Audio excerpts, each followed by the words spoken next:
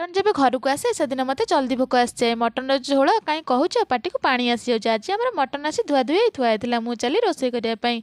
गोटे कड़े बसई से तेल पकई प्रथम आलू को भाजी नेली आलू भाजी गलापर से आउ टे तेल दे गोटा मसला पकई पियाज को भाजी नेली पियाज हो गलापर बटा हो रही लंका अदा रसुण पेस्ट को से